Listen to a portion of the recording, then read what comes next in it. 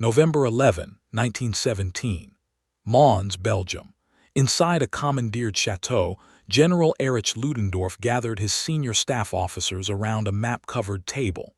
Outside, winter rain drummed against windows that overlooked a landscape scarred by 3 years of industrial warfare. The topic under discussion would determine the fate of Germany, and by extension, the outcome of the Great War itself. The strategic situation facing the German High Command that autumn carried the weight of mathematical certainty. Time, that most implacable of enemies, was running out. American troops were arriving in France by the thousands each week, fresh soldiers from a nation whose industrial capacity dwarfed Germany's own. By spring, perhaps 300,000 American soldiers would be in France. By summer, that number would exceed 1 million. Meanwhile, the Royal Navy's blockade tightened its grip on Germany's throat, choking off essential supplies, creating food shortages that sparked riots in German cities, undermining morale among both civilians and soldiers. Yet within this desperate situation flickered one final opportunity, one last chance to seize victory before the weight of American manpower tipped the balance irreversibly toward the Allies.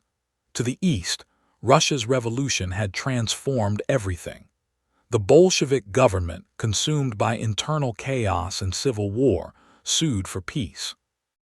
On March 3, 1918, representatives of the new Russian regime would sign the Treaty of Brest-Litovsk, formally surrendering vast territories and officially withdrawing from the conflict. This development freed nearly 50 divisions of battle-hardened German troops for transfer to the Western Front. For the first time since August 1914, Germany could concentrate its entire military power on a single front. By March, 192 German divisions would face 169 Allied divisions in France and Belgium. The mathematics, for once, favored Germany. But this advantage would prove temporary, lasting only until American reinforcements arrived in overwhelming numbers. Ludendorff understood the implications with crystalline clarity. Germany must attack in the spring of 1918, must achieve a decisive victory before summer, or face certain defeat. The window of opportunity measured perhaps 4 months, 5 at most. After that, the war would become unwinnable. The German First Quartermaster General, effectively the military dictator of Germany by late 1917, possessed both the authority and the vision to plan an offensive unlike any previously attempted. This would not be another grinding battle of attrition like Verdun or the Somme. Instead, Germany would employ revolutionary tactics developed through 3 years of experimentation and refinement on battlefields from Riga to Caporetto. The concept centered on elite stormtroopers, or Stoßtruppen, highly trained assault units that would spearhead attacks using infiltration tactics. Rather than advancing in massed waves against fortified positions, these soldiers operated in small, flexible groups. Armed with grenades, flamethrowers, and light machine guns, they bypassed strongpoints, penetrating deep into enemy rear areas to attack headquarters, artillery positions, and supply dumps. Their objective was not to capture every meter of ground, but to create chaos and collapse, to shatter the enemy's ability to coordinate defense. Lieutenant Colonel Georg Bruchmüller, a brilliant artillery officer, developed complementary innovations. His hurricane bombardment compressed what had previously required days of preliminary shelling into a few hours of devastating firepower. The barrage targeted 3 objectives in sequence. First, enemy command posts and communications. Second, artillery positions. Third, frontline defenses. The bombardment's brevity preserved surprise, giving defenders no time to organize response or bring up reserves. Germany possessed the means to implement these tactics. By early 1918, German factories had produced vast quantities of artillery and ammunition. For Operation Michael, the primary offensive, over 6,600 guns and 3,500 trench mortars would be assembled along a 50-mile front. This represented 1 artillery piece for every 12 yards of front, a concentration 5 times denser than attacks mounted in 1915. The German army reorganized its divisions into 3 categories.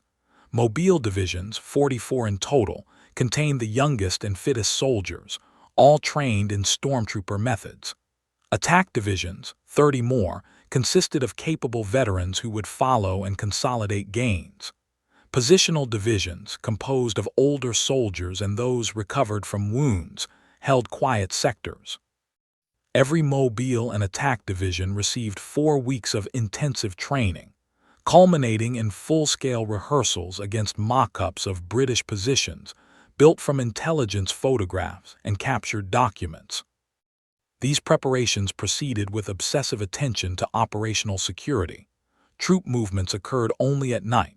Artillery remained concealed in woods and ravines until the final hours before attack. False radio traffic suggested major operations elsewhere.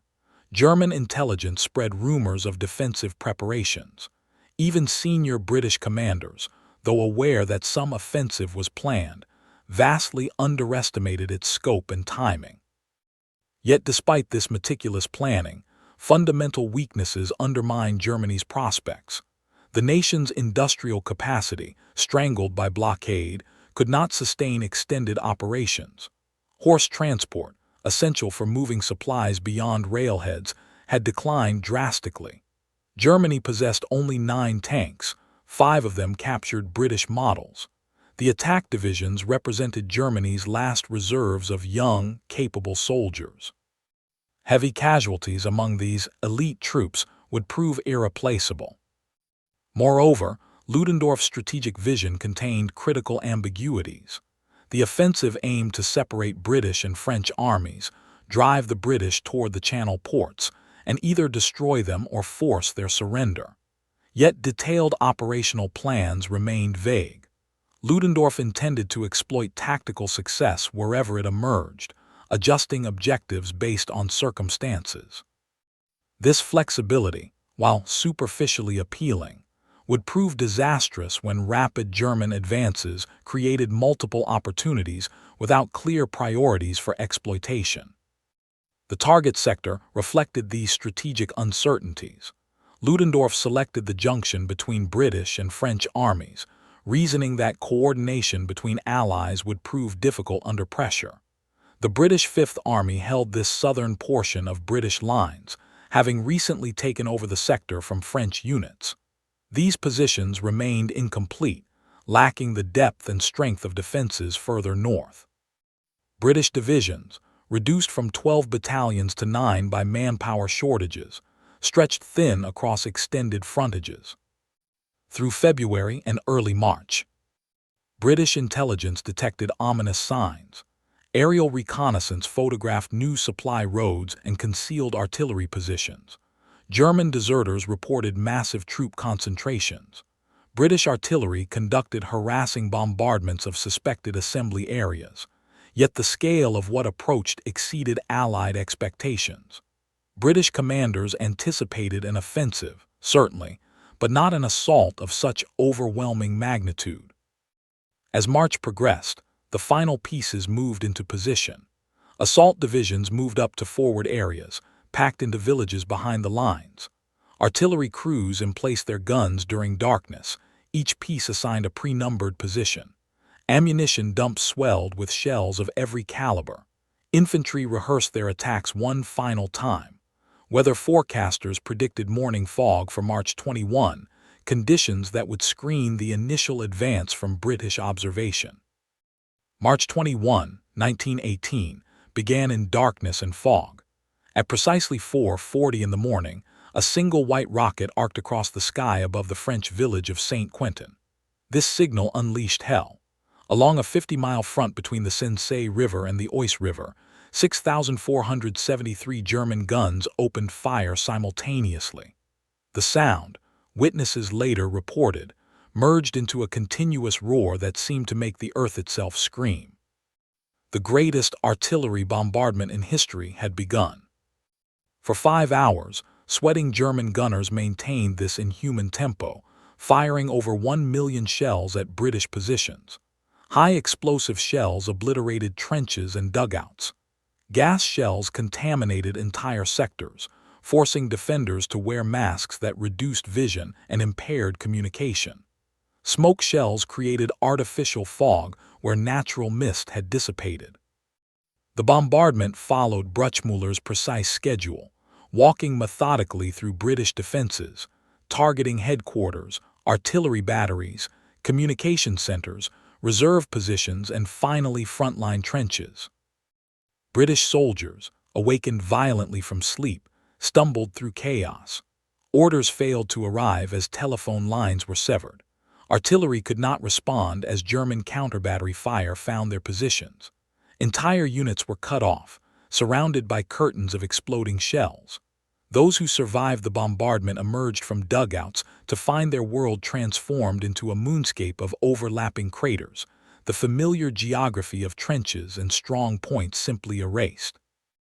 At 9:40 in the morning, the artillery fire shifted to a creeping barrage, and German infantry emerged from their forward positions.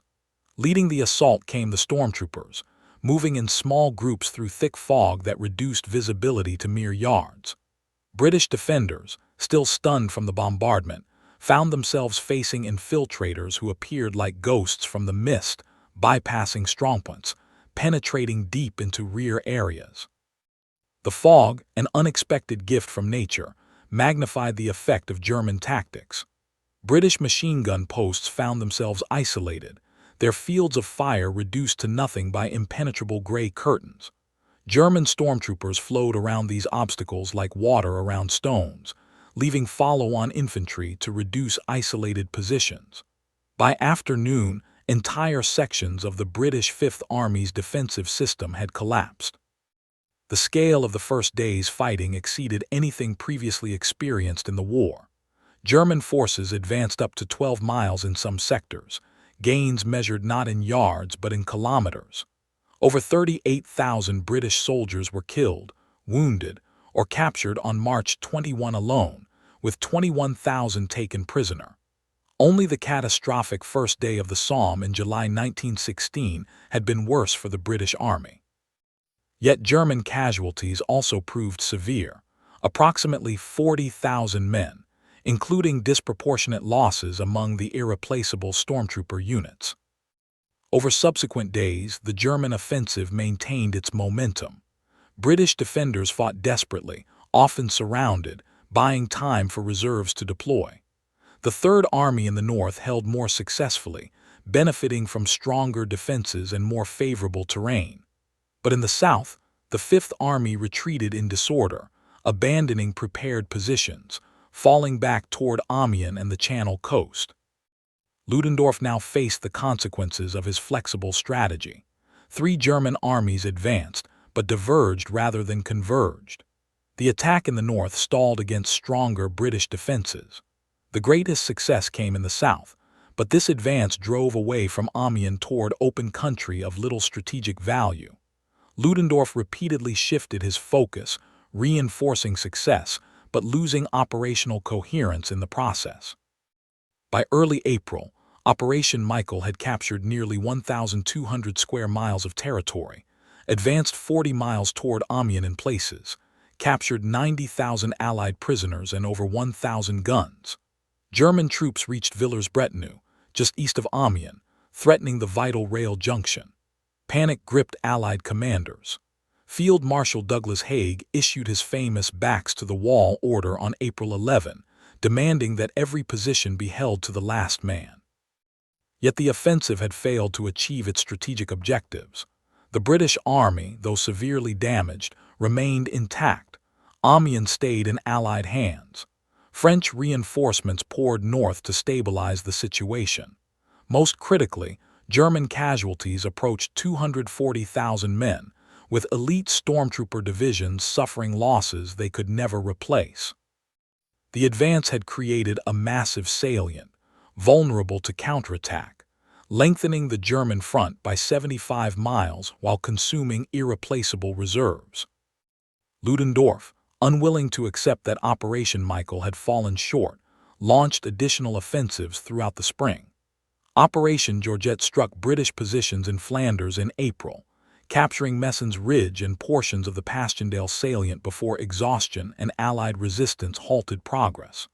Operation Blücherjoch attacked French positions at the Chemin des Dames in late May, achieving spectacular initial success that drove German troops to within 56 miles of Paris.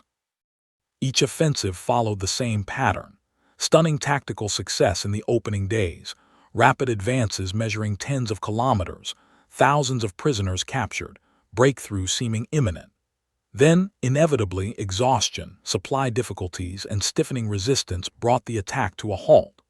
German forces repeatedly created vulnerable salients rather than decisive breakthroughs. Ludendorff, seduced by tactical victories, kept expanding operations rather than consolidating gains. The human cost mounted remorselessly. By early summer, German casualties exceeded 800,000 men. The Mobile and Attack divisions, once composed of Germany's finest soldiers, had been bled white. Replacements consisted of boys barely old enough to shave and men recovered from wounds but no longer fully fit. Influenza, the pandemic that would ultimately kill more people than the war itself, struck German units with particular severity. Morale, initially high with the spring successes, began crumbling as soldiers realized that despite capturing more ground than the Allies had taken in 3 years, victory remained as distant as ever. The logistical problems that had constrained the initial offensive only worsened. German supply lines stretched across devastated ground, the same shell-torn wasteland that had hindered Allied offensives in previous years. Horse transport, already inadequate, collapsed under the strain. Troops advancing into former Allied positions discovered well-stocked supply dumps, evidence of material abundance Germany could never match. Hungry German soldiers, products of years of blockade-imposed privation, stopped to loot captured food supplies rather than maintaining pursuit of defeated enemies. Meanwhile, Allied strength grew inexorably. American troops arrived at rates exceeding 250,000 per month by summer. French and British factories replaced lost artillery and equipment within weeks. Most significantly, the shock of the German offensive forced Allies to overcome their coordination problems. On April 14, French General Ferdinand Foch received appointment as Supreme Allied Commander, unifying Allied operations for the first time. The final German offensive, the Second Battle of the Marne, began July 15 and collapsed within days. German divisions, exhausted and depleted, could not sustain attacks against prepared Allied defenses. Within 72 hours, the initiative passed to the Allies.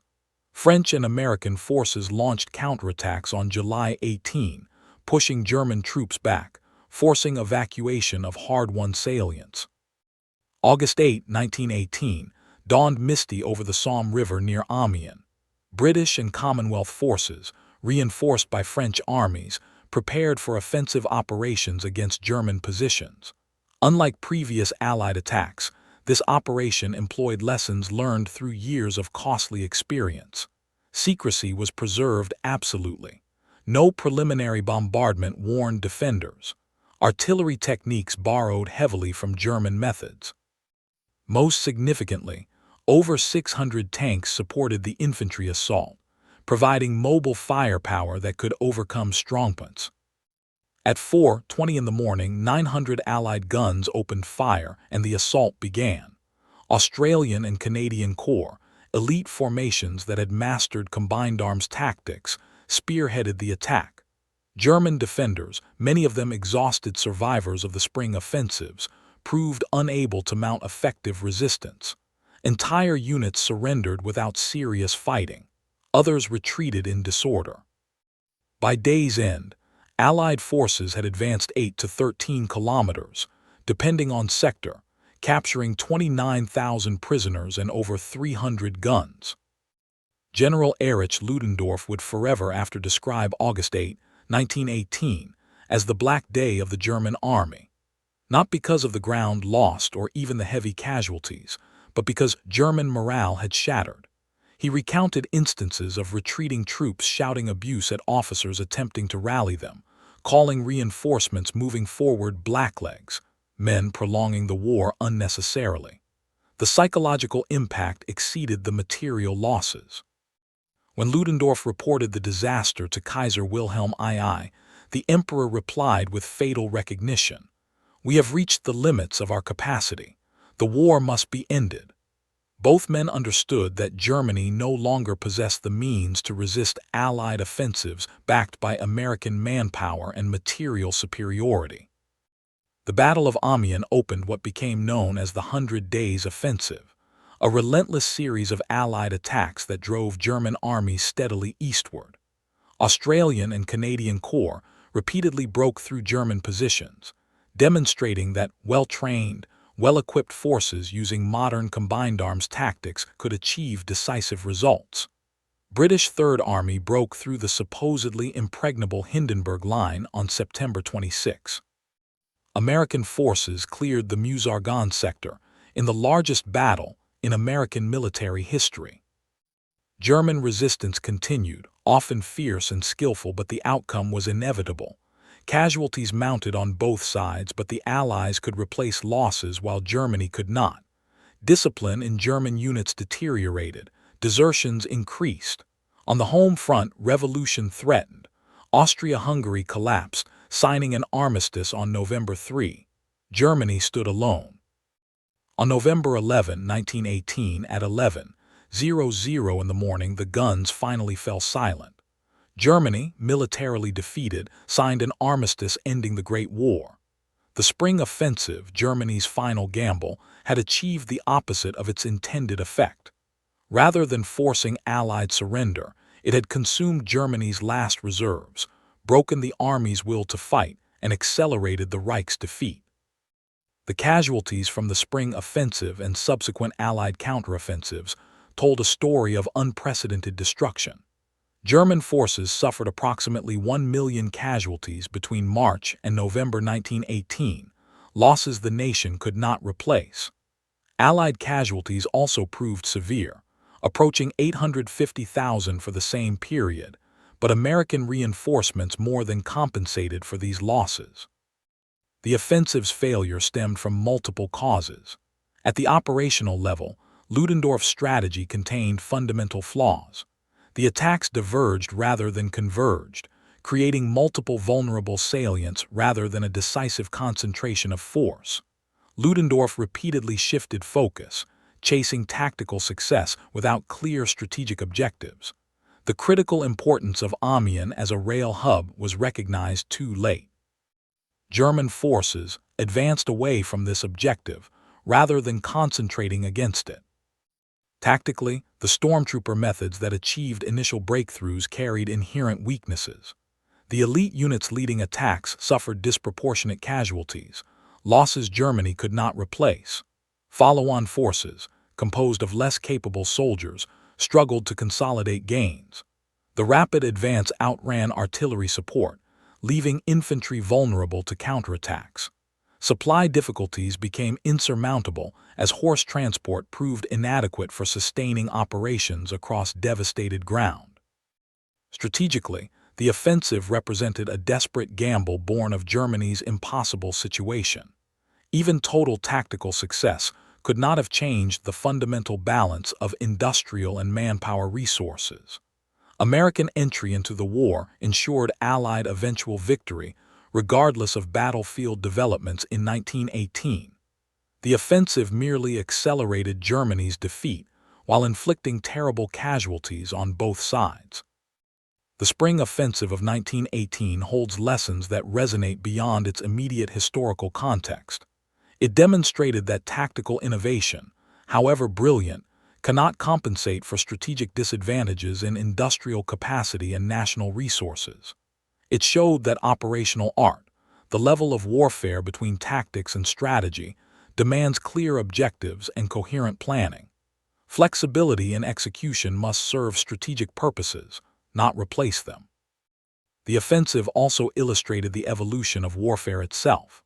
The tactics developed by German stormtroopers, emphasizing infiltration, bypass of strongpoints, and disruption of enemy command and control, pointed toward future developments.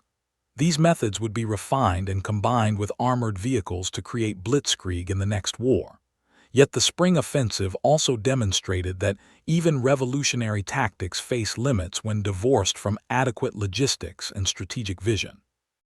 For the soldiers who experienced these battles, the spring offensive represented both hope and tragedy. German troops initially welcomed the return to mobile warfare after years in trenches. The advances of March and April seemed to promise victory at last. Yet as spring turned to summer and offensives failed to achieve decisive results, hope transformed to despair. Allied soldiers, shaken by initial defeats, discovered that even when pushed back, they could reform and counterattack. The offensive tested courage and endurance on both sides. The human cost, measured not just in casualties but in shattered lives and broken societies, exceeded anything previously experienced. Entire villages in France and Belgium were obliterated during the fighting. Families across Germany, Britain, France, Canada, Australia, and America mourned losses that seemed increasingly meaningless as the offensive's failure became apparent.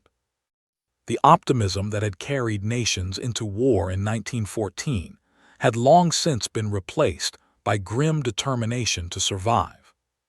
In retrospect, the spring offensive appears as the final convulsion of a dying empire. Germany, facing certain defeat, gathered its remaining strength for one last attempt to change its fate. For a few weeks in spring 1918, the gamble seemed to be succeeding. Then reality reasserted itself. Superior Allied resources, American reinforcements, and the exhaustion of German reserves combined to transform tactical victories into strategic defeat. The offensive accelerated the war's end, but at terrible cost. Had Germany instead adopted a defensive posture in 1918, seeking to negotiate peace from strong defensive positions, the outcome might have differed. Perhaps a compromise peace could have been achieved, one that avoided the harsh terms of Versailles and the resentments that would fuel the next war. Instead, Ludendorff's gamble consumed Germany's last reserves, left the army demoralized and defeated, and ensured that the peace would be dictated on Allied terms. The Spring Offensive remains one of the most significant military operations of the Great War, the last major German initiative, and a turning point that marked the beginning of the end. Its story encompasses themes that transcend military history: the limits of will when confronting industrial reality, the tragedy of wasted courage in service of feudal strategy, and the terrible costs of miscalculation when nations gamble everything on a single throw of the dice. If you found this exploration of Germany's desperate gamble in 1918 compelling, please hit that like button and subscribe to the channel for more in-depth looks at the pivotal moments that shaped our world. The Spring Offensive represents one of history's great what-ifs, a moment when the outcome of the Great War hung in the balance before inexorable reality reasserted itself. Understanding these crucial turning points helps us grasp not just what happened, but why it mattered then and continues to matter now.